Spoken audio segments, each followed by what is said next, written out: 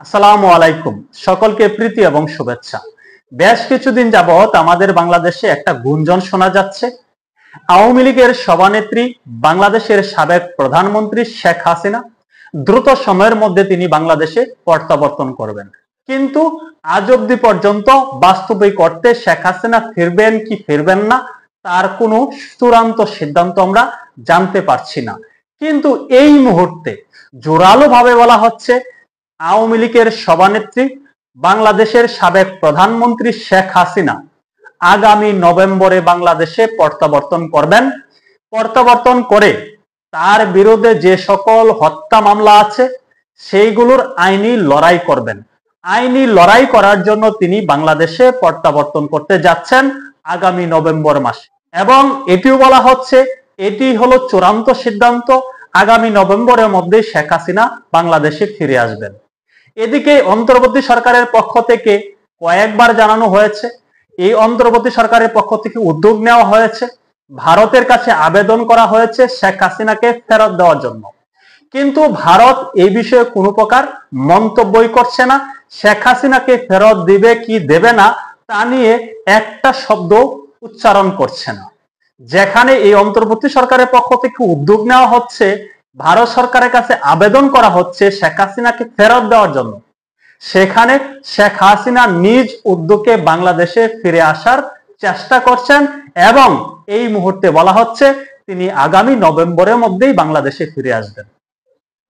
সরকারের আর কোনো কষ্ট করতে হবে না, সরকারের কোনো প্রকার উদ্যোগ নিতে হবে না, শেখ হাসিনা নিজ উদ্যোগেই বাংলাদেশে ফেরত আসবেন।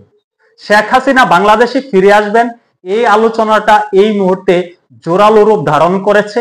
অনেকেই মনে করছেন শেখ হাসিনা অবশ্যই বাংলাদেশে ফিরে আসবেন।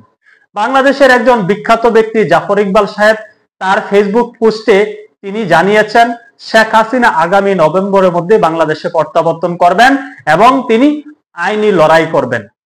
শেখ হাসিনার বিরুদ্ধে বাংলাদেশে শত শত হত্যা মামলা, আন্তর্জাতিক অপরাধ ট্রাইব্যুনালে তার বিচার কার্যক্রম চলছে, কিন্তু আন্তর্জাতিক অপরাধ ট্রাইব্যুনালে সেই বিচার নিয়ে ব্যাপক সন্দেহ আছে, স্বচ্ছতা নিয়ে ব্যাপক প্রশ্ন আছে।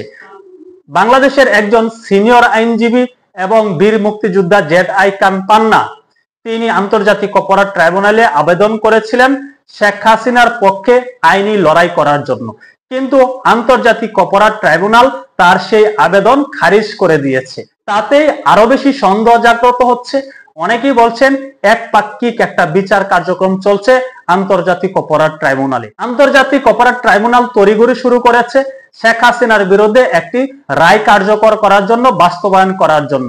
এতে অনেকে বলছেন আন্তর্জাতিক মানদণ্ড বজায় রেখে হয়তো সেখানে বিচার কার্যক্রম চলছে না, এবং আন্তর্জাতিক অপরাধ ট্রাইব্যুনালে যিনি এই মুহূর্তে বিচারকের দায়িত্ব পালন করছেন, শেখ হাসিনার মামলার যিনি বিচারক হিসেবে দায়িত্ব পালন করছেন তাকে নিয়েও প্রশ্ন আছে।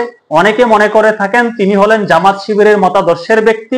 শুধু তাই নয়, এই মুহূর্তে যিনি এই বাংলাদেশের অ্যাটর্নি জেনারেলের দায়িত্ব পালন করছেন তিনিও হলেন জামাত শিবিরের মতাদর্শের ব্যক্তি, এবং শেখ হাসিনার পক্ষে রাষ্ট্র যাকে আইনজীবী নিয়োগ করেছে তিনি হলেন জামাত শিবিরের ব্যক্তি। অর্থাৎ টোটালি জামাত শিবিরের একটি প্যানেল এই মুহূর্তে কাজ করছে আন্তর্জাতিক অপরাধ ট্রাইব্যুনালে।